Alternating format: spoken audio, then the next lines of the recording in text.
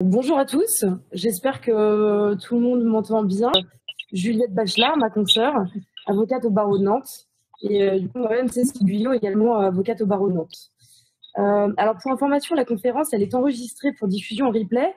Donc, on vous demande, si possible, de couper vos micros.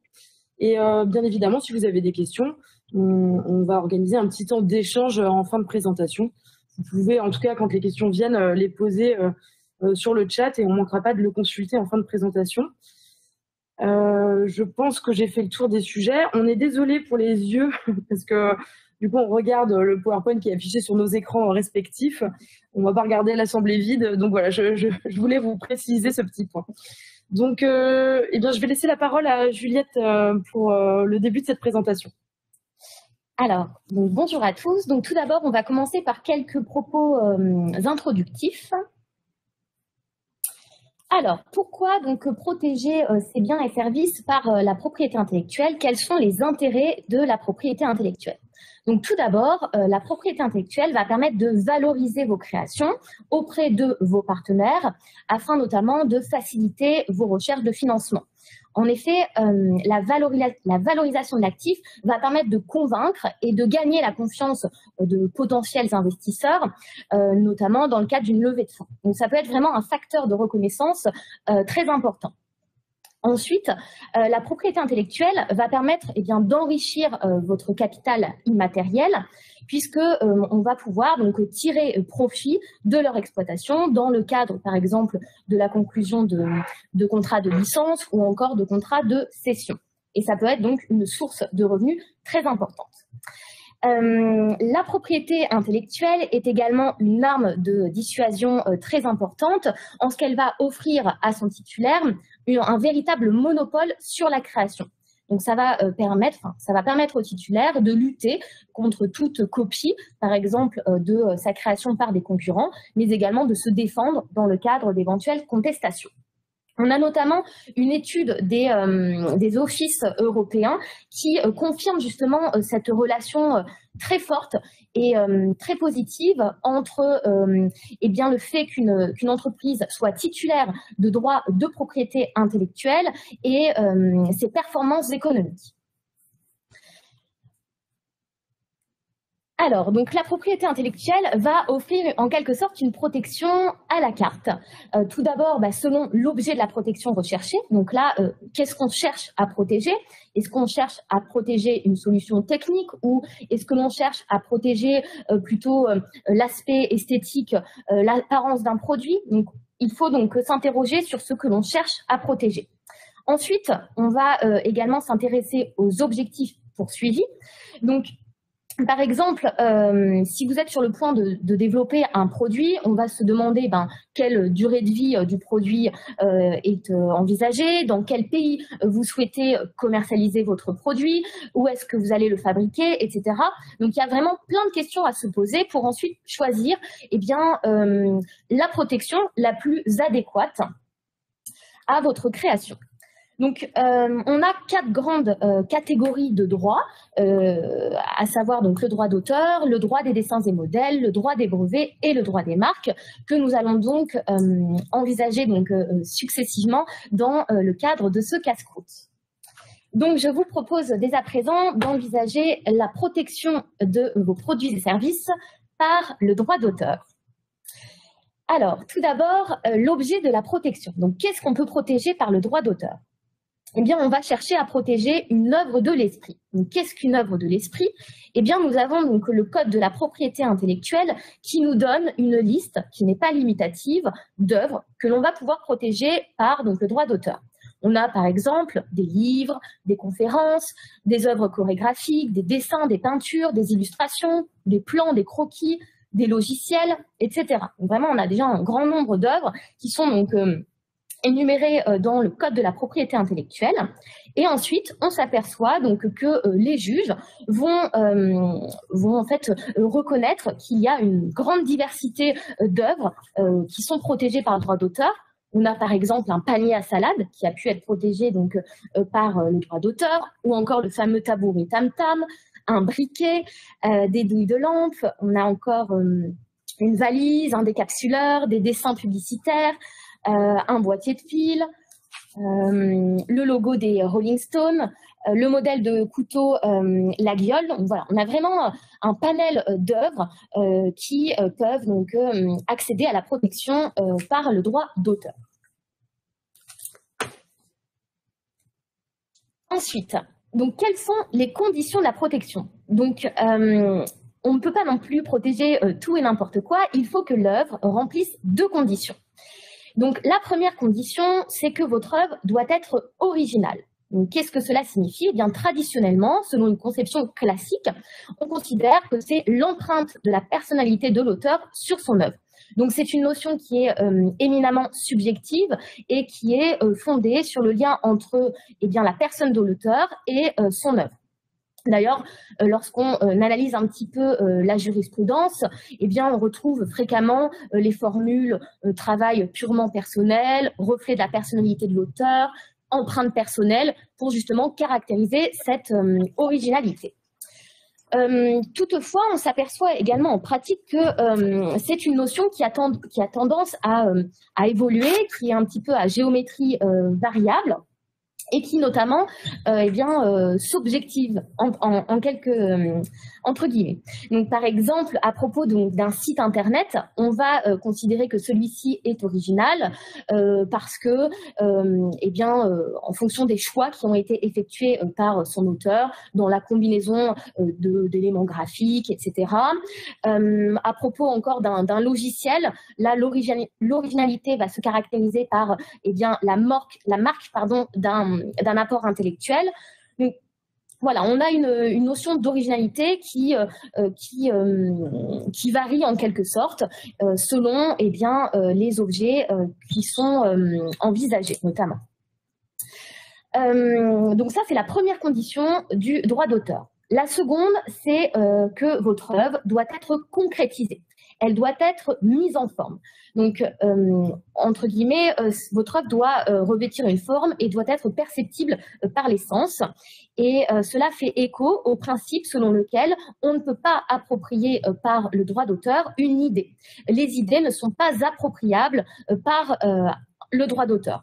Donc, par exemple, on a des jurisprudences qui ont refusé donc de reconnaître un droit d'auteur sur un concept d'aménagement intérieur pour des magasins franchisés, ou encore un concept de cours de beauté, un concept d'un magasin people destiné aux adolescents. Voilà, tous ces concepts, ces idées, ces méthodes ne peuvent pas être appropriées par un droit d'auteur. Votre idée doit être concrétisée, doit être mise en forme. Donc ça, ce sont les deux conditions pour qu'une œuvre soit protégée par le droit d'auteur. Alors, à présent, comment faire pour avoir un droit d'auteur sur une œuvre? Quelles sont les démarches à faire? Eh bien, vous n'avez rien à faire. Il n'y a aucune formalité à accomplir. Donc, c'est-à-dire que l'auteur va jouir en quelque sorte d'un monopole sur son œuvre du seul fait de sa création. Donc, il n'y a aucun dépôt à faire, et c'est d'ailleurs là la principale distinction avec les autres droits de propriété intellectuelle qui supposent, eux, des dépôts auprès des organismes compétents. Toutefois, le dépôt à des fins donc probatoires va présenter un intérêt, et ce à deux égards. D'une part, donc, ce dépôt à des fins probatoires va permettre de prouver la paternité de l'œuvre, qu'on est bien l'auteur de l'œuvre, et d'autre part, la date de la création de votre œuvre. Donc ça, c'est important. Pourquoi? Parce que si, par exemple, on veut agir en contrefaçon contre une personne, on va devoir donc prouver que notre œuvre est bien antérieure à l'œuvre qu'on estime contrefaisante. Donc plusieurs moyens pour effectuer ce dépôt à des fins probatoires. Le premier, c'est l'enveloppe solo auprès de l'INPI. Donc, qui peut se faire par voie postale ou par le service dématérialisé e-solo, donc qui va permettre de dater de façon certaine la création de votre œuvre et d'identifier l'auteur. Donc attention, ce n'est pas un titre de propriété intellectuelle, il n'en découle aucune protection. Et n'importe qui peut déposer cette enveloppe solo, et on a en principe, elle est conservée 5 ans par l'INPI. On a également des dépôts qui peuvent être faits auprès de sociétés de gestion collective ou encore auprès d'une étude d'huissier ou de notaire pour voilà, permettre donc de conserver cette preuve de la titularité de la qualité d'auteur et de la date de la création de votre œuvre.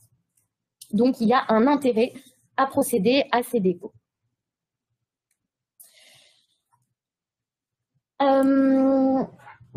S'agissant ensuite de la titularité des droits, eh bien, nous avons une présomption qui est donc instituée par le Code de la propriété intellectuelle, une présomption de la qualité d'auteur au profit de la personne sous le nom de laquelle l'œuvre est divulguée. Alors, quid lorsque l'œuvre est créée par un salarié? À qui reviennent les droits? Est-ce que c'est à l'employeur, au salarié? Eh bien, le Code de la propriété intellectuelle précise que le Code de travail n'emporte aucune dérogation à la règle de titularité initiale qui est reconnue à l'auteur. Ça signifie que même si l'employeur a versé un salaire à son salarié, il ne dispose d'aucun droit sur les créations de ses salariés. Donc, le seul moyen pour l'employeur d'obtenir donc les droits sur les créations de ses salariés est de conclure un contrat de cession. Contrat de cession qui doit répondre à un certain formalisme, donc il doit être écrit, mais également il doit comporter un certain nombre de mentions obligatoires. Il y a également donc un principe de prohibition de cession globale d'œuvres futures. Ça signifie que on ne peut pas donc céder globalement ses droits d'exploitation pour toutes les œuvres futures, toutes les œuvres à venir que l'on pourrait créer dans le cadre de son contrat de travail. Donc, on ne peut pas avoir une clause générale dans un contrat de travail qui prévoirait une telle cession. Donc, la seule solution pour un employeur, pour qu'il obtienne donc les droits sur les créations de ses salariés, étant de négocier au fur et à mesure des nouvelles créations, la cession des droits sur ces créations. Attention également, donc il faut donc en tout état de cause que le salarié ait fait ait fait œuvre de création et que celle-ci ne résulte pas uniquement des directives imposées par son employeur, puisque là on serait donc davantage sur une œuvre collective dont les droits appartiennent dans cette hypothèse particulière à l'employeur. Alors, on a quelques exceptions à ce principe de titularité initiale des droits. Donc, la première, elle va concerner donc les journalistes pour lesquels on a une cession automatique donc des droits d'exploitation au profit de leur employeur. On a également une exception concernant les auteurs de logiciels, pour lesquels il y a donc une règle d'attribution des droits patrimoniaux au profit de leur employeur lorsque ces logiciels sont créés dans le cadre de leur fonction. Et on a également une exception concernant les agents publics pour lesquels il existe une cession automatique des droits patrimoniaux sur les œuvres créées par les agents publics au profit de l'administration. Donc ça, ce sont donc les quelques exceptions à cette règle de titularité initiale des droits d'auteur. Donc, quid lorsque l'œuvre est créée ensuite dans le cadre d'un contrat de commande? Alors, pareil, le fait de créer une œuvre en exécution d'un contrat de commande n'emporte aucune dérogation à la jouissance du droit d'auteur. Donc, c'est-à-dire que même si le client devient propriétaire du support, donc de l'objet corporel, il ne devient pas pour autant titulaire des droits sur ce support, sur cet objet. Donc, il faudra bien prévoir une cession expresse des droits au profit donc du client si celui-ci donc veut obtenir les droits sur l'œuvre.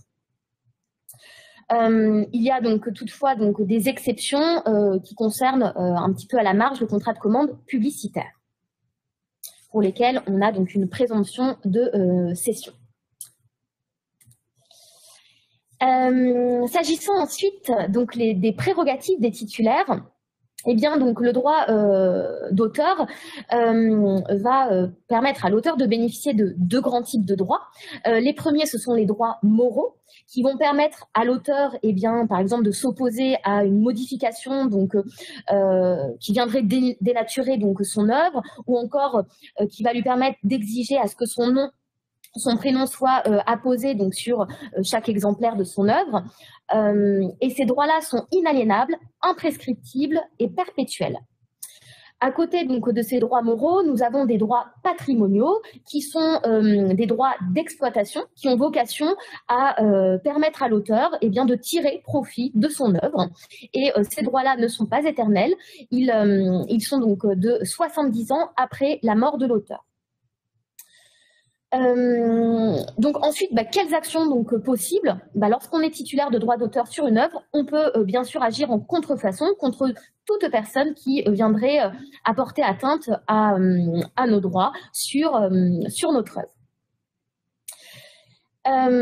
Donc on s'aperçoit en quelque sorte que le droit d'auteur offre une protection qui est gratuite, qui est relativement longue et qui ne nécessite aucune formalité. Toutefois, donc, il peut y avoir un intérêt à cumuler cette protection par d'autres droits, et notamment donc, par le droit des dessins et modèles qui vient protéger l'apparence d'un produit. Et cet intérêt du cumul de protection sur une même création est double. Tout d'abord, eh bien, ça peut être un atout concurrentiel, puisque en effet, le fait de multiplier des exclusivités sur une même création pour ensuite les opposer à ses concurrents va permettre, va être une arme particulièrement dissuasive. À côté de cet atout concurrentiel, eh bien, en cas de contentieux, notamment fondé sur le droit d'auteur, l'auteur doit rapporter la preuve de l'originalité de son œuvre, ce qui en pratique peut être relativement compliqué. Donc, lorsqu'on a un dessin et modèle, nous n'avons pas l'originalité à démontrer et ça permet un petit peu de minimiser l'aléa jurisprudentiel. Et de surcroît, lorsqu'on a des droits d'auteur et un droit sur un dessin et modèle, on va pouvoir donc solliciter des dommages et intérêts plus importants dans le cadre d'une action en contrefaçon fondée donc à la fois sur les droits d'auteur et le droit des dessins et modèles. Donc nous allons à présent envisager donc le droit des dessins et modèles. Alors, tout d'abord, donc s'agissant de l'objet de la protection, donc qu'est-ce qu'on peut protéger par un dessin et modèle? Eh bien ici, on vient protéger l'apparence d'un produit ou d'une partie d'un produit qui se caractérise par ses lignes, ses contours, ses couleurs, sa forme, sa texture ou ses matériaux. Donc ça peut être tout objet, industriel ou artisanal, à l'exception des programmes d'ordinateur. Et on va chercher à protéger la partie visible d'un produit. Donc, quelques exemples. Donc, on peut protéger par un dessin et modèle l'emballage, donc par exemple de pommes-potes compote, la forme d'un casque, la forme d'un gâteau, la forme d'un verre, la forme d'une botte, ou encore d'un batteur électrique. Donc là encore, on a quand même une diversité des produits dont l'apparence peut être protégée par un dessin et modèle.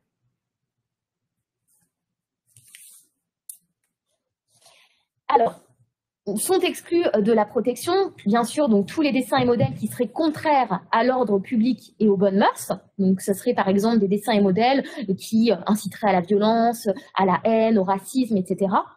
Donc, on a par exemple plus récemment donc la représentation d'une femme qui portait un bonnet phrygien et une cocarde arborant les couleurs du drapeau français, dont l'enregistrement à titre de dessin et modèle a été refusé. On exclut également les dessins et modèles dont les caractéristiques sont exclusivement imposées par la fonction technique du produit. Si les caractéristiques sont dictées par la fonction technique du produit, cela relève davantage du droit des brevets. Donc, on ne peut pas protéger cela par un dessin et modèle. Donc ça, ce sont les catégories d'exclusion. Ensuite, s'agissant donc des conditions de la protection, donc on a deux grandes conditions donc de protection. Donc la première, c'est la nouveauté. Donc votre dessin et modèle doit être nouveau. Donc c'est-à-dire qu'il ne doit pas y avoir eu un dessin ou modèle identique de divulguer avant la date de dépôt de votre dessin et modèle. Donc on va rechercher dans l'art antérieur pour s'assurer que votre dessin et modèle est bien nouveau. Donc plusieurs points de vigilance sur cette condition. Donc, il faut bien faire attention à ne pas divulguer votre dessin et modèle avant de le déposer, puisque cela va détruire la nouveauté de votre dessin et modèle. Il y a toutefois une petite tolérance d'1 an avant le dépôt si la divulgation est faite par son créateur. Donc là, on a un exemple s'agissant du modèle bien connu de la chaussure donc Crocs, dont le titulaire avait divulgué sur son site internet, dans un salon également et dans différents magasins de réseau. Donc ce modèle et donc ce qui a entraîné la nullité de son dessin et modèle pour défaut de nouveauté. Également, on considère qu'il n'y a pas d'atteinte à la nouveauté si vous divulguez votre dessin ou modèle à une personne qui serait tenue au secret, tenue par un accord de confidentialité. Donc, il faut bien penser à conclure des accords de confidentialité avec toute personne à qui vous divulguez votre dessin avant de le déposer auprès d'un office. Également un autre point de vigilance, donc c'est à vous de vous assurer de cette condition. Ce n'est pas l'INPI, par exemple pour un dessin modèle français, qui va rechercher si votre dessin modèle est bien nouveau. Donc c'est vraiment à vous de vous en assurer et donc de faire les recherches nécessaires en ce sens sur les différentes bases. Donc ça c'est la première condition, donc la condition de la nouveauté. La seconde condition, donc, c'est le caractère propre ou encore dit le caractère individuel. Ça renvoie à l'impression visuelle d'ensemble produite. En quelque sorte, on considère qu'il y a que votre dessin modèle a un caractère propre, un caractère individuel. Si l'impression globale produite par votre dessin et modèle sur un utilisateur, un observateur averti, est différente de celle produite par des dessins et modèles antérieurs qui aurait pu exister avant la date de dépôt de votre dessin et modèle. Donc, il faut que vos dessins et modèles, en quelque sorte, apportent quelque chose en plus d'être nouveau. Pour apprécier ce caractère propre, ce caractère individuel, on va se placer du point de vue de l'observateur averti, qui est une personne d'attention moyenne, de vigilance particulière, et qui va dépendre en fait du dessin au modèle en question. Par exemple, pour un modèle de fer à coiffer, on va se placer du point de vue de l'utilisateur habituel des fers à coiffer. Ou encore, pour une pochette en plastique qui est destinée à contenir un maillot de bain, on va se placer du point de vue du consommateur final du maillot de bain, pour justement apprécier cette impression visuelle d'ensemble. Donc ça, ce sont vraiment les deux conditions que votre dessin modèle doit satisfaire pour être valable. S'agissant donc de l'acquisition des droits, alors là, à la différence du droit d'auteur, vous devez faire en principe un enregistrement pour obtenir des droits sur votre dessin et modèle. Donc cet enregistrement peut être fait auprès de l'INPI si vous souhaitez une protection sur le territoire français, auprès de l'EIPO pour un dessin modèle de l'Union européenne ou de l'OMPI pour un dessin modèle à une portée plus internationale. Donc, pour un dépôt de dessin et modèle français, ça se passe sur le site de l'UNPI. Vous devez joindre des reproductions des dessins et modèles pour lesquels la protection est demandée. Et donc ça, c'est très important puisque ces reproductions-là vont ensuite déterminer la portée de votre droit. Donc il faut vraiment produire les reproductions que vous souhaitez donc protéger. Donc ça peut être donc sous forme de photographie, sous forme graphique, donc voilà, sous différentes formes. Lorsque donc vous déposez, la date de dépôt de vos dessins et modèles donc, va marquer le point de départ de la protection de votre dessin ou modèle. Et si les conditions donc, de forme donc, sont bien remplies, si votre dessin modèle ne porte pas atteinte à l'ordre public ou aux bonnes mœurs, il sera enregistré par l'INPI et il sera ensuite publié au bulletin officiel de la propriété industrielle. Il est également donc, sachez qu'il est également donc possible de solliciter l'ajournement donc de la publication pour, par exemple, si on souhaite conserver le secret, conserver donc confidentiel notre dessin et modèle pendant un certain temps. Voilà, à côté de cette procédure dite classique, on a une procédure simplifiée qui est, elle, réservée aux industries donc qui vont renouveler fréquemment la forme et le décor de leurs produits pour lesquels on va avoir un allègement des formalités. Juste un petit point de vigilance, il faut bien s'interroger sur la personne qui dépose le dessin ou modèle, puisque si par exemple c'est une personne physique qui va déposer en son nom propre et que finalement c'est la société qui va l'exploiter, il faudra donc faire un contrat de licence au profit de cette société. Donc bien réfléchir à qui va déposer le dessin et modèle. Une fois donc votre dessin modèle déposé, il y a donc une protection qui est accordée donc pendant 5 ans, qui peut être renouvelée par période de 5 ans, et ce jusqu'à une période maximale de 25 ans.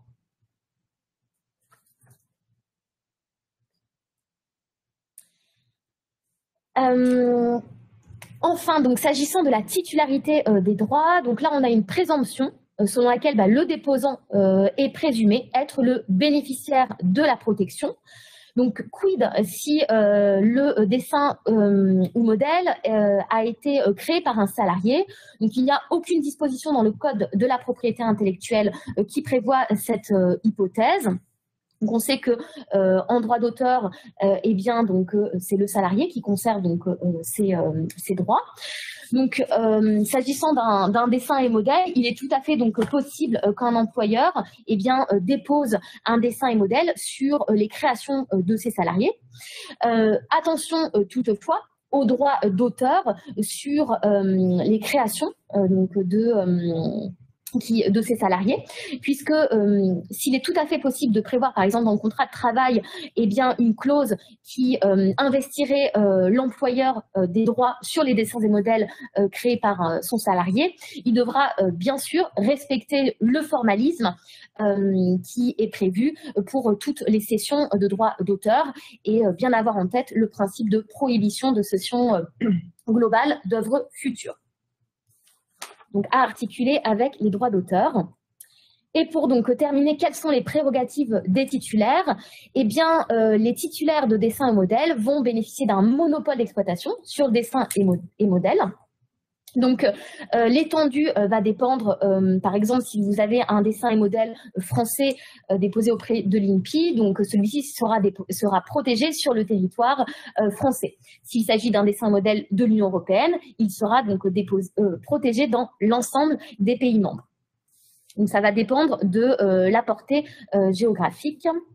Et donc, bien sûr, quelles sont les actions possibles? Si vous constatez qu'une personne porte atteinte à votre droit sur votre dessin et modèle, vous pourrez agir en contrefaçon à l'encontre de cette personne. Donc, voilà pour les droits d'auteur et les droits des dessins et modèles. Donc, je vais laisser la parole à ma consoeur Cécile pour envisager la suite des droits de propriété intellectuelle. Merci Juliette. Du coup, on va intervertir de chaise. Voilà. Hop.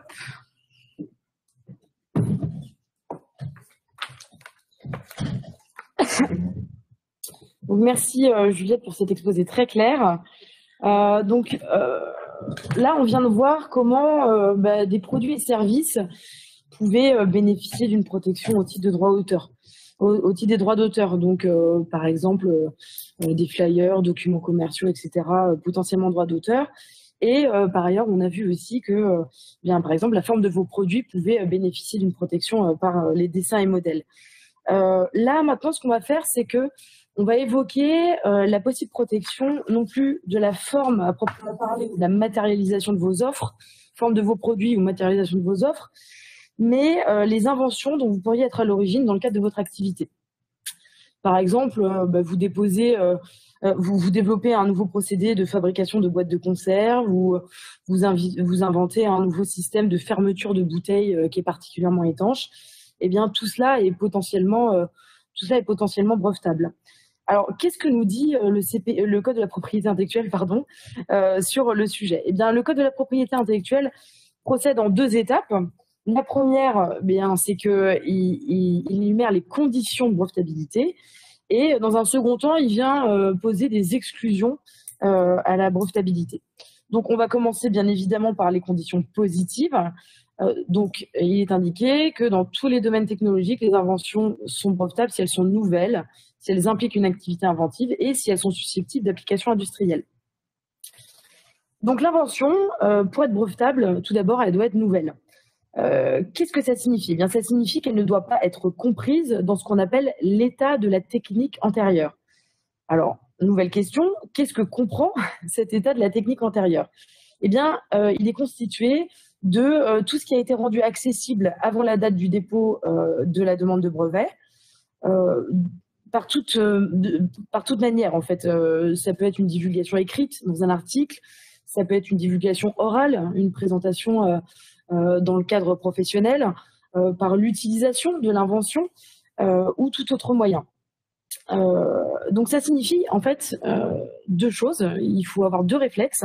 Le premier, c'est qu'il faut penser à faire une recherche d'antériorité avant un dépôt. C'est très fortement recommandé. Généralement, c'est un conseil en propriété industrielle, ingénieur et par ailleurs juriste qui va aller justement fouiller dans cet état de la technique. Donc à la fois dans ce qui a été déposé dans les brevets antérieurs, mais également ce qui existe, je sais pas, par exemple dans des catalogues de produits. Il va faire le point et il va rendre un avis sur la brevetabilité, la nouveauté éventuelle de l'invention. Ça, c'est le premier réflexe. Le deuxième, c'est que avant de déposer un brevet, il faut absolument faire attention à garder strictement secrète l'invention en faisant signer des accords de confidentialité avec les partenaires éventuels et à faire signer également des clauses de confidentialité dans les contrats de travail avec les salariés. Alors, il y a un exemple assez typique, mais qui éclaire, je trouve, beaucoup. C'est l'exemple d'un doctorant qui travaille sur une invention en lien avec une société d'un pays étranger. Et puis, il présente les résultats de ses travaux lors de son jury de thèse. Eh bien, il a été considéré que, quand bien même ce jury de thèse était organisé selon un comité assez restreint, quand bien même il avait eu lieu dans un pays différent du lieu de dépôt du brevet final, eh bien, il est considéré que c'est une divulgation parce que finalement, qui tue la nouveauté du brevet, parce que les membres du jury n'étaient pas tenus à la confidentialité. Pareil, si l'invention elle est communiquée, par exemple, pour réaliser un prototype de produit, ou alors pour trouver des investisseurs, eh bien, il faut faire très attention à les lier par un accord de confidentialité. Accord de confidentialité dans lequel on va insister particulièrement il faut faire attention à la durée de protection à laquelle est tenu l'interlocuteur et également au périmètre. Là, à cet égard, je renvoie au développement de Juliette sur les enveloppes solo. Nous, ce qu'on conseille généralement, c'est de faire un dépôt solo qui porte sur le fond de l'invention. Et dans l'accord de confidentialité, pour bien savoir de quoi on parle, eh bien, on renvoie au numéro de dépôt solo. Comme ça, on sait exactement quel est l'objet du secret et ensuite la durée du secret.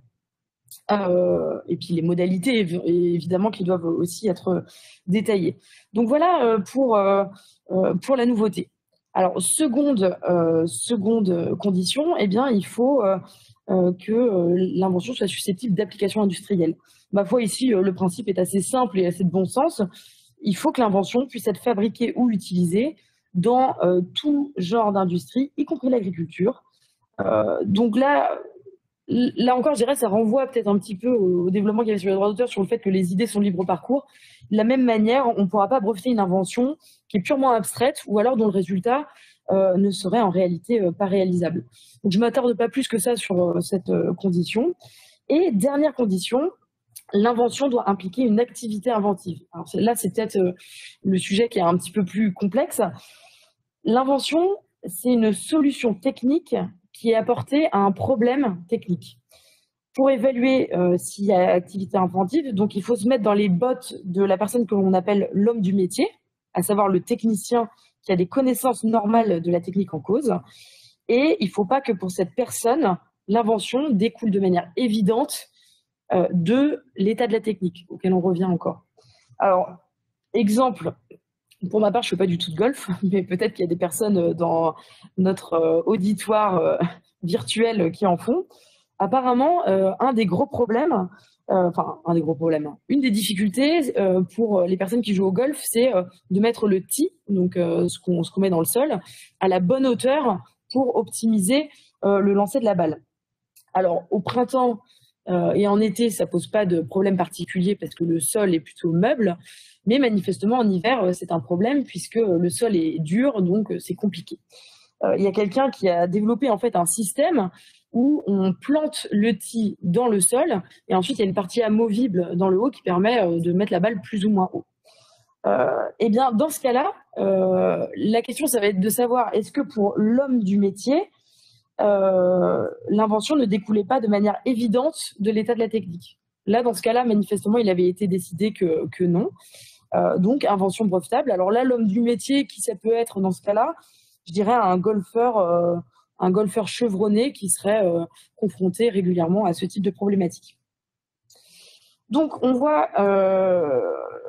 donc ça, c'est la troisième condition, activité inventive. Le code nous dit également ce qui n'est absolument pas brevetable. Donc, on parle de découverte, théorie scientifique, méthode mathématique, création esthétique, plan. Là, c'est vrai qu'on sera plus sur du droit d'auteur. Et programme d'ordinateur notamment. Alors, c'est vrai qu'en France et en Europe, pour l'instant, les logiciels sont protégés par les droits d'auteur. Et alors, à quelques exceptions près, mais je ne vais pas rentrer dans le détail, il faut retenir globalement que les programmes d'ordinateur en tant que tels ne sont pas brevetables. Alors, bien entendu, sur les conditions de brevetabilité, j'ajouterais une condition qui est de bon sens, c'est qu'il ne faut pas que l'invention soit contraire à l'ordre public. Alors, on peut se demander, mais qu'est-ce que ça peut être une invention contraire à l'ordre public? Par exemple, un système qui permettrait d'identifier des cambrioleurs dans une maison et de les éliminer instantanément. Là, on a un problème.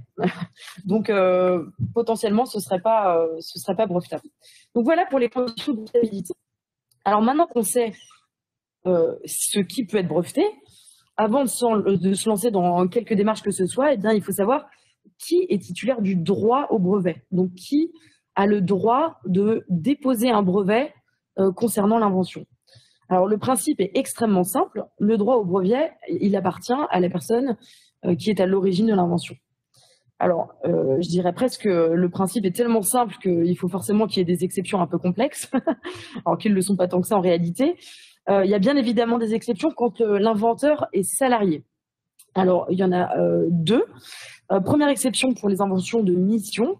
Donc, lorsque il y a une invention qui est faite par un ou plusieurs salariés dans le cadre de leur mission, alors, dans ce cas-là, l'employeur est celui qui a le droit au brevet. Automatiquement, on dit ab initio. Ça veut dire que le droit au brevet naît directement sur sa tête sans qu'il y ait besoin de faire quelques démarches que ce soit. Alors, pour savoir si on est dans une invention de mission, en fait, il faut se référer en premier lieu au contrat de travail. Généralement, c'est indiquer une mission inventive ou alors il y a une formulation qui permet de se dire qu'il y a une mission inventive. Et sinon, eh bien, on peut se référer à divers documents qui permettraient de déterminer qu'il y a une mission inventive qui lui avait été explicitement confiée. Alors, on est dans quel cas? On est dans le cas, par exemple, d'un chercheur R&D dans une société, je ne sais pas, dans le domaine pharmaceutique ou dans l'industrie. Par exemple, un ingénieur de chez Manitou qui serait payé pour, au quotidien, développer de nouveaux produits et faire de l'innovation. Alors, il faut savoir que Si l'employeur il dispose du droit au brevet dans ces cas-là, en revanche, et ça c'est absolument pas naturel, en revanche, il devra verser ce qu'on appelle une rémunération supplémentaire à l'inventeur salarié, qui doit être absolument distincte de son salaire. Alors comment elle est calculée cette rémunération supplémentaire? Eh bien, on va aller voir quelle était la participation du salarié dans le développement de l'invention. Parfois, ils sont plusieurs, parfois, il n'y en a qu'un seul. On va aller voir quel était le cadre général de la recherche dans le domaine considéré. On va aller voir s'il y a des mentions dans la convention collective, dans un accord d'entreprise, etc. Tout autant d'éléments qui vont nous permettre normalement de calculer cette rémunération. Et il faut savoir, point très important également, que le salarié aura le droit à une rémunération supplémentaire si l'invention est brevetable, qu'elle soit brevetée ou pas. Alors ça peut paraître étonnant, mais il y a eu le cas. Ça concernait la SNCF, qui à l'époque avait encore un monopole. Ça concernait la SNCF, et finalement, il y avait une personne qui travaillait à la SNCF qui avait développé une règle qui permettait de calculer l'écart entre les rails, et quand une certaine distance était dépassée, on savait qu'il fallait changer les rails. Et la SNCF, comme elle avait un monopole, elle n'avait pas forcément vu l'intérêt de déposer un brevet sur l'invention, et du coup refusait le droit aux salariés de bénéficier de sa rémunération supplémentaire. Bien là, il a été considéré que comme l'invention était brevetable, quand bien même l'entreprise avait in fine choisi de ne pas déposer, eh bien il y avait le droit à rémunération supplémentaire. Donc en réalité, dans les entreprises où il y a une forte activité de R&D, on conseille souvent d'une part de mettre en place une politique interne de rémunération supplémentaire qui fixe les règles de calcul de cette rémunération pour éviter toute insécurité. Et on recommande aussi d'autre part, dans les contrats de travail, de bien préciser qu'il y a une mission inventive, comme ça l'entreprise a dès l'origine les droits sur l'invention. Enfin, le droit au brevet sur l'invention.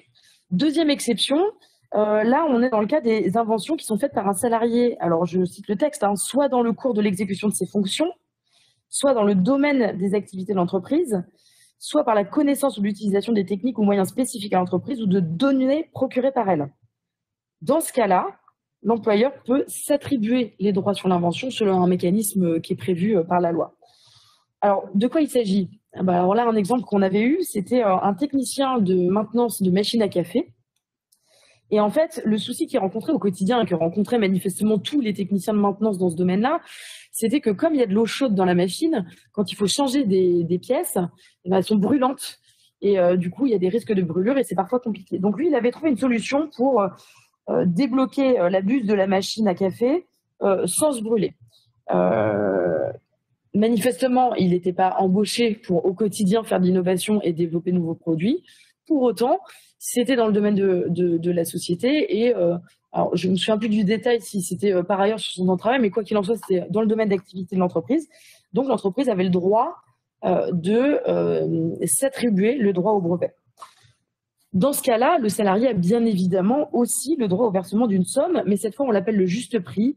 Et en fait, il s'agit un peu plus d'un prix de cession. Et alors, comment il est calculé? Bien, en fonction des apports du salarié.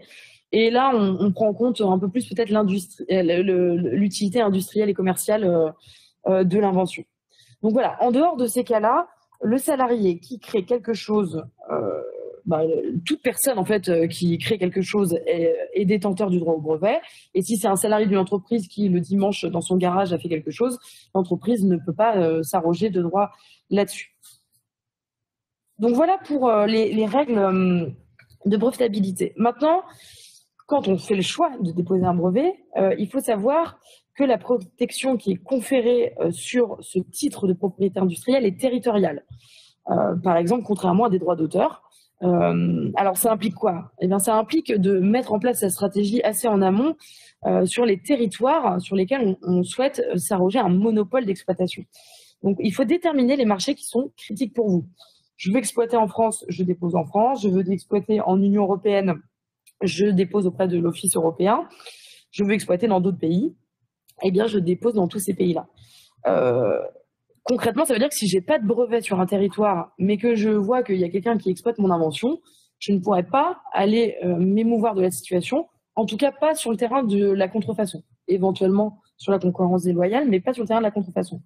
Et surtout, point important en matière de brevet, si je n'ai pas déposé dans un pays, alors on va voir, il y a un petit mécanisme derrière qui lui permet d'étirer un peu le temps, mais le principe, c'est que si je n'ai pas déposé dans un pays, je ne pourrai pas le faire par la suite parce que l'invention ne sera plus nouvelle dans le pays suivant.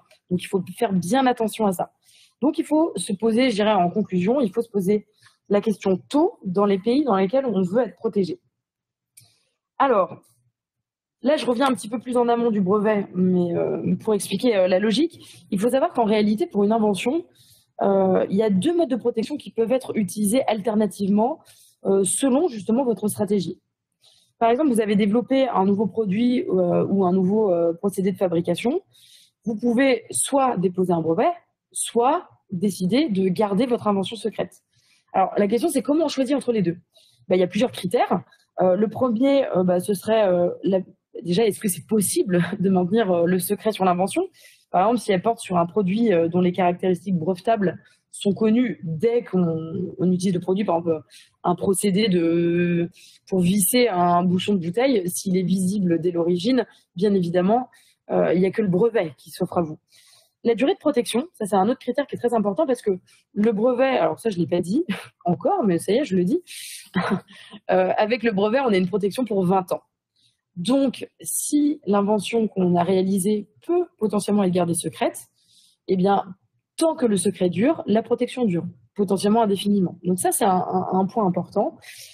Et j'allais dire, enfin, évidemment, le caractère brevetable ou non de l'invention. Si l'invention n'est pas brevetable, la protection par brevet, de toute façon, est exclue.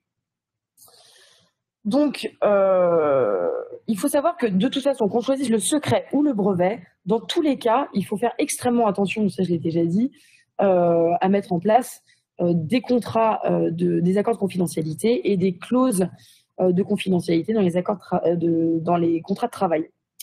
Maintenant, si vous optez par la protection par le brevet, là je ne vais pas être trop longue, il faudra s'assurer qu'elle est nouvelle en faisant des recherches d'antériorité, c'est ce que je vous disais. Ensuite, il faut choisir le lieu de protection et il faut savoir qu'à partir du moment où je dépose par exemple mon brevet en France, pareil quand on le dépose dans l'Union européenne, après j'ai un délai de 12 mois, ça s'appelle un délai de priorité, pendant lequel je peux décider d'étendre ma protection à l'international en bénéficiant du coup de la date de dépôt initiale. Donc ça permet de bâtir sa stratégie à compter peut-être aussi du dépôt français. Mais passé ce délai, si je dépose ailleurs, l'invention n'est plus considérée comme nouvelle. Donc, on a le brevet français devant l'INPI, le brevet européen devant l'Office européen des brevets, et sinon, tout ce qui est international par la voie du PCT. Et évidemment, si vous voulez, je ne sais pas, avoir un brevet au Guatemala, eh bien, vous vous rapprochez de l'Office et vous déposez un brevet sur ce territoire. Donc voilà, un peu pour les règles générales, je dirais, de stratégie de protection de vos inventions. Là, je ne veux pas rentrer plus avant dans le détail, c'est juste d'avoir des réflexes quand on est à l'origine d'une invention. Donc, là, j'achèverai sur quelles actions possibles lorsqu'on est titulaire d'un brevet. Le brevet confère à son titulaire un monopole d'exploitation, comme un dessin et modèle, ce qui veut dire que le titulaire du brevet, il peut interdire à des tiers d'utiliser l'invention ou de la mettre en œuvre ou de mettre en œuvre le procédé sur le territoire de protection. Il peut aussi, c'est lui qui est maître de ça, décider, par exemple, par des contrats de licence ou de distribution, de permettre à des tiers d'utiliser son invention moyennant contrepartie.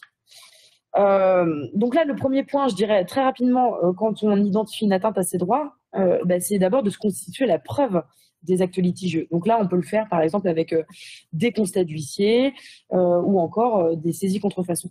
Ensuite, il faut déterminer quelle action on mène. Donc là, il y a deux options.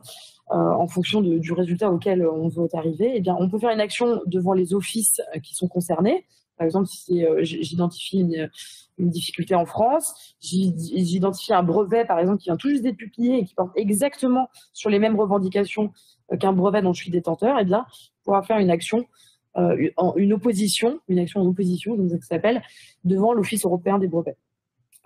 Possibilité aussi d'action en nullité. Et on peut aussi faire une action en contrefaçon devant la juridiction compétente pour obtenir la nullité du brevet, la cessation des actes litigieux et surtout l'allocation de dommages et intérêts. Donc voilà un peu pour les actions qui sont possibles. Et voilà plus généralement sur la protection qui peut être conférée à vos inventions qui sont développées dans le cadre de vos activités, soit par vous-même, soit par des salariés de votre entreprise. Alors là, on va passer à maintenant qu'on a vu comment protéger ces inventions, ben, on va se poser une question s'agissant des produits et services, c'est-à-dire qui chapeautent un peu, c'est la question de savoir comment il est possible de protéger le nom de ces produits et de ces services. Donc là, vous avez compris, on va parler de marque. Par exemple, je vends une gamme de gourdes que je vais appeler Linea Maxi, Linea Mini, etc. Bah, la question se pose de savoir est-ce qu'il faut que je dépose le nom de mon produit ou de ma gamme de produits à titre de marque. Je suis une agence de communication. Je propose mes services à mes clients sous le nom ZBM. Bah, là aussi, la question va se poser de la protection de mon nom. L'idée, c'est comme en droit des marques, comme dans tout droit de propriété intellectuelle, c'est de s'assurer une protection contre des reprises par des tiers dans des secteurs d'activité qui sont proches ou qui se tuilent. Alors, qu'est-ce que propose de protéger le droit des marques? Le code, donc là, c'est l'article code de la propriété intellectuelle, il nous parle de tout signe qui permet de distinguer les produits ou services d'une personne physique ou morale de ceux d'autres personnes physiques ou morales. Et le signe doit pouvoir par ailleurs être représenté dans le registre national des marques. Et il faut qu'on sache précisément et clairement quel est l'objet de la protection conférée. Alors, qu'est-ce que cela recouvre? Je vais vous donner des exemples, mais avant de vous donner des exemples, je pense qu'il y a un point, une petite précision qui est nécessaire, c'est que peut-être qu'il y a des gens qui ne le savent pas, mais une marque, elle est enregistrée pour des produits et services. Donc concrètement, on a ce qui s'appelle la classification Nice. C'est une classification, on a des classes qui vont, alors de 1 à 34, on est sur des produits. Donc en classe 25, ça va être les vêtements, en classe 9, ça va être les logiciels, en classe 33, ça va être le vin, en classe 32, ça va être la bière. Et à partir de la 35 jusqu'à la 45, on est sur tout ce qui est service. Donc en classe 35, c'est services de publicité, en classe 42, si je développe des logiciels, etc. Et ce que je vais faire, c'est que quand je vais déposer mon nom, par exemple, j'ai un restaurant, je vais déposer mon nom, je m'appelle ABC, je vais déposer mon nom auprès de l'INPI ou de tout office pertinent pour la classe, alors là, ce sera la classe 43 pour les services de restauration. Ça veut dire que clairement, si quelqu'un s'appelle, alors sauf exception bien évidemment, mais que je ne veux pas détailler, si quelqu'un veut s'appeler ABC pour vendre des vêtements en classe 25, a priori, il n'y a pas de difficulté, tout le monde peut coexister parce qu'il y a ce qui s'appelle le principe de spécialité en droit des marques qui fait que eh bien, des noms identiques ou similaires peuvent coexister si ce n'est pas les mêmes activités qui sont concernées, sauf marque notoire. Je ne peux pas m'appeler Coca-Cola pour vendre des stylos à billes parce que c'est une marque notoire. Voilà l'exception en fait. Donc maintenant, ce que je vais faire, c'est que je vais vous donner quelques exemples. Il y a la loi Pacte qui est passée il n'y a pas très longtemps, je vous en avez peut-être entendu parler, qui a ouvert un peu le champ des possibles en termes de dépôt de marque. Donc là, c'est le site de l'INPI en fait, et on voit qu'au-delà du nom, donc la marque verbale là qui est identifiée, on peut déposer une marque hologramme, une marque sonore, une marque de position. Donc là, typiquement, position, c'est Louboutin. Vous voyez, le rouge sous la semelle, une marque de couleur, une marque de mouvement, etc. Donc là, je vais vous donner des exemples de ce qui a déjà pu être enregistré auprès de l'INPI. Donc là, on est sur une marque française multimédia qui a été déposée en classe 45 pour de la planification et préparation de cérémonies de mariage. Là, c'était pour des services juridiques. Ça ressemblait un peu, vous voyez, quand on va sur JC2Co, quand on voit dans la rue les panneaux JC2Co, il y a des publicités qui sont animées. Là, c'était une petite marque de mouvement sur un temps très court qui avait été déposée pour des services juridiques. Donc, on était censé regarder. Là, idem, c'était en fait une marque verbale avec chaque lettre qui était en couleur. Et en fait, les lettres se mettaient en mouvement pour à la fin faire un logo spécifique, déposé et enregistré à titre de marque. Là, sur la marque sonore, je suis embêtée parce que j'aime pas trop chanter en public. Mais non, je suis embêtée parce que là, je pense que ça vous aurait beaucoup parlé. On était sur la marque Intel. Je vais pas me mettre à chanter. Bref, pour du matériel informatique. Mais en fait, il y a plein d'autres exemples. alors qu'on pas, à ma connaissance, pas été développé aujourd'hui, mais déposé aujourd'hui. Mais par exemple, la SNCF, quand on entend le jingle, on n'a même pas besoin de précision. On sait très bien quels sont les produits et services qui sont offerts derrière. Quand on entend le petit jingle aussi sonore Decathlon, on sait très bien quelle entreprise est derrière. Donc l'idée, c'est de se dire que il y a d'autres possibilités aussi. Il y a des signes de ralliement de clientèle qui ne sont pas uniquement désormais un nom. Alors sur la petite anecdote aussi pour les marques sonores, avant la loi Pacte, vu qu'on était obligé de représenter graphiquement le signe qu'on souhaitait protéger, et ben les marques sonores, il y en avait qui étaient enregistrées, mais il fallait faire la portée musicale avec les paroles éventuellement chantées, mettre les notes et le rythme, etc. C'était le cas par exemple de la marque Speedy, va donc chez Speedy. Donc aujourd'hui, on voit qu'on n'est plus obligé de faire uniquement ça. On peut déposer des fichiers MP3, MP4. Donc le champ des possibles en fait est extrêmement ouvert. Alors maintenant qu'on sait ce qu'on peut déposer, dommage qu'on n'ait pas vu quelques exemples plus précis, encore faut-il, donc là on est comme en matière de brevet, encore faut-il que le signe que je vais déposer réponde aux conditions de validité de la marque qui sont, alors là j'ai 4 items, mais en fait il y en a 3. Parce que le fait que la marque ne soit pas trompeuse, ne soit pas déceptive, finalement, ça fait partie de la licéité. Donc tout d'abord, ma marque, elle doit être distinctive. Qu'est-ce que ça veut dire la distinctivité? Eh bien, il y a la distinctivité extrinsèque, j'appelle ça comme ça. C'est il faut que ma marque soit suffisamment distinctive, suffisamment fantaisiste par rapport aux produits et services désignés. Je vais vous donner un exemple. Si je dépose une marque, mes petites valises, pour une boutique de maroquinerie, il y a fort à parier que l'INPI s'émeuve de ce dépôt en disant que, comme c'est descriptif de l'activité, il faut que cet enchaînement de mots reste à la libre disposition des autres opérateurs économiques qui interviennent dans le même domaine. Le test sur le sujet, c'est souvent de se dire, est-ce que quand je dis ma marque, on sait déjà quel produit et service il y a derrière? Si la réponse est oui, il faut se poser la question de l'opportunité du dépôt. Après, il y a ce qu'on appelle désormais la distinctivité intrinsèque ou la distinctivité autonome qui a été du coup consacrée par la loi Pacte. C'est la capacité de la marque à être perçue comme un signe de ralliement de clientèle en soi. Sans penser produits et services. Donc là, je m'explique. Il y a eu il y a eu pas mal de discussions d'ailleurs en jurisprudence sur le sujet qui étaient assez intéressants. C'est typiquement les marques sonores. Il y a des personnes qui ont essayé de déposer des enregistrements sonores qui étaient extrêmement longs, donc en fait une musique. Et la question s'est posée de savoir, est-ce que le consommateur, quand il entend cette musique-là qui dure 2-3 minutes, est-ce qu'il comprend que c'est un signe de ralliement de clientèle ou il pense juste que c'est une chanson? Donc voilà un peu, les mêmes sujets se posent un peu sur les marques de couleurs, par exemple, qui sont souvent pour l'instant retoquées par l'INPI parce qu'il est considéré que le consommateur ne percevra pas la couleur comme un signe de ralliement de clientèle. Pour autant, la marque Orange a été déposée et existe aujourd'hui, mais voilà, c'est un peu les sujets qui se posent. Ensuite, ma marque doit être disponible. Ça veut dire qu'il ne faut pas qu'elle porte atteinte à des droits antérieurs. Donc là aussi, avec la loi Pacte, les droits antérieurs auxquels une marque ne doit pas porter atteinte ont été élargis. Donc il ne faut pas qu'il y ait une marque qui existe antérieurement dans les registres. Il ne faut pas non plus qu'il y ait une société qui fasse la même activité que vous, qui ait le même nom. Ou encore, il ne faut pas qu'il y ait un nom de domaine exploité qui propose les mêmes services que ceux que vous entendez proposer. Alors, sur le nom de domaine, il faut être en capacité, par contre, pour s'opposer à l'enregistrement d'une marque postérieure, il faut être en capacité de démontrer qu'il y a une exploitation qui va au-delà d'un rayonnement purement local.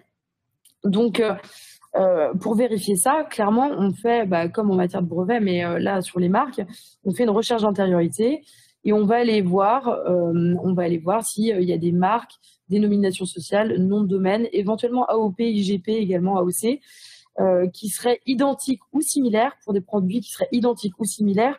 On va aller voir s'il y en a qui existent et après, on va affiner pour voir s'il y a un risque ou pas qui existe à notre sens. Il faut savoir que le risque zéro en matière de marque, il n'existe pas. Il y en a tellement, en fait, qu'on identifie toujours quelque chose. Après, la question, c'est de mettre le curseur. Est-ce que on abandonne le dépôt de sa marque ou est-ce qu'on y va parce que manifestement, ça a l'air plutôt ouvert? Donc, Voilà pour la disponibilité. Et enfin, il faut que ma marque soit licite, comme pour les brevets, comme pour les dessins et modèles. La marque ne doit pas porter atteinte à l'ordre public ou aux bonnes mœurs. Par exemple, ça c'est des exemples tirés de jurisprudence, Cannabia pour des produits alimentaires, La police coupable pour un jeu de société, et là très récemment, Gangbang à Paris pour des produits et services en classe 25, donc des vêtements, 35 publicités et 41 formations. Bon, c'est un peu osé quand même. Donc toutes ces marques-là ont été refusées. Et je voulais faire un petit point spécifique dans la licéité sur le fait qu'il ne faut pas non plus que votre marque soit trompeuse. Là, on a eu un exemple récent en jurisprudence de la marque Délicatessen Caviari Paris pour des œufs de poisson préparés. Là, il a été considéré que finalement, ce serait trompeur parce que le consommateur d'attention moyenne serait enclin à penser que c'est du caviar, en fait, alors que ce n'était que de, entre guillemets, simples œufs de poisson. Enfin, de poisson aussi caviar, mais pas les mêmes. C'est pas le même prix. Donc, voilà pour les conditions de protection, de validité en tout cas d'une marque. Alors là maintenant, comme pour le brevet, il faut savoir que la protection conférée par la marque, elle est territoriale. La différence là avec le brevet principal, je dirais, c'est que par contre, si on oublie entre guillemets un pays au stade du dépôt ou après le délai de priorité, comme on n'a pas ce sujet de nouveauté, on pourra toujours déposer par la suite notre marque sur le territoire qui nous intéresse, sous réserve bien évidemment que ça ne porte pas atteinte à des droits de tiers antérieurs. Donc là, pareil, je veux exploiter en France, je dépose en France. Je veux exploiter en Union européenne, je dépose à ce niveau.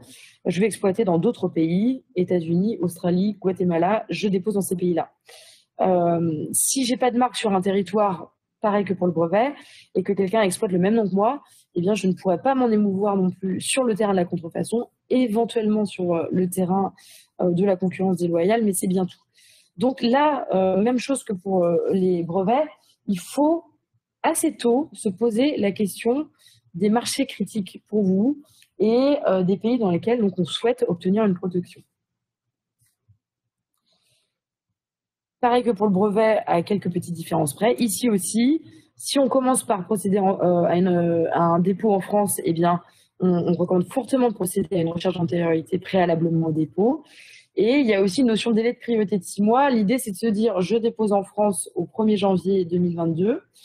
J'ai jusqu'au 1er juin 2022 pour étendre la protection de ma marque à l'international via la marque internationale dans les pays qui sont membres du système de Madrid, où je dépose une marque, par exemple, de l'Union européenne sous priorité de mon dépôt français.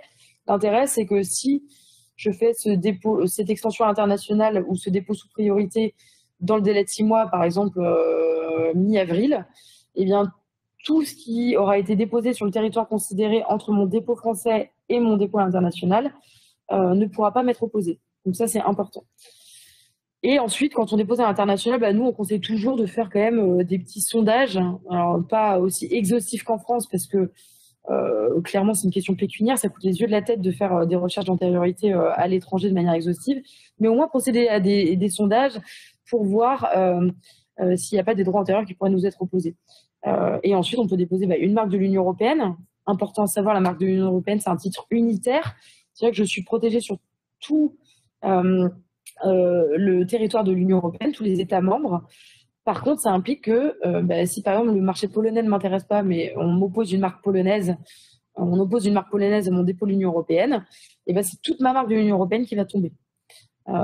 Donc il y a vraiment des questions de stratégie à se poser avant de procéder au dépôt de marque, et notamment à l'international. Et donc ensuite, une marque internationale dans les pays membres du système de Madrid, et bien évidemment, on peut déposer une marque dans n'importe quel pays via l'office considéré. Alors, deux petits points pour achever sur ce sujet de la protection du nom de produits et services par le droit des marques. Il faut savoir que si on n'a pas de marque, c'est pas un drame non plus. Le nom de votre société vous confère une protection. Votre nom de domaine, donc c'est l'adresse URL sur laquelle vous exploitez votre site internet, vous confère aussi des droits. Alors, pas de propriété intellectuelle, mais par exemple, ça vous permet de vous opposer à quelqu'un qui aurait postérieurement à vous déposé une marque pour des produits et services qui seraient identiques ou similaires. Ça vous permet aussi d'agir sur le fondement de l'atteinte à votre dénomination sociale ou nom de domaine. Parce que la réalité des choses, c'est que on a quand même bien conscience qu'il y a les enjeux juridiques de protection du nom et il y a aussi des enjeux marketing. C'est-à-dire que parfois, on choisit un nom qui est volontairement allusif pour que le consommateur retienne la marque plus aisément. Donc, voilà, il faut avoir conscience des règles qui s'appliquent pour éventuellement déposer son nom et ensuite les choix stratégiques qui sont faits sur le pour retenir un nom ou pas, ça vous appartient, mais c'est bien d'avoir ces réflexes-là en amont. Et là encore, si on porte atteinte à votre marque, eh bien, il y a toujours des possibilités, soit d'action. Alors, il faut constituer la preuve des faits litigieux, comme en matière de brevet, conseil d'huissier, saisie contrefaçon.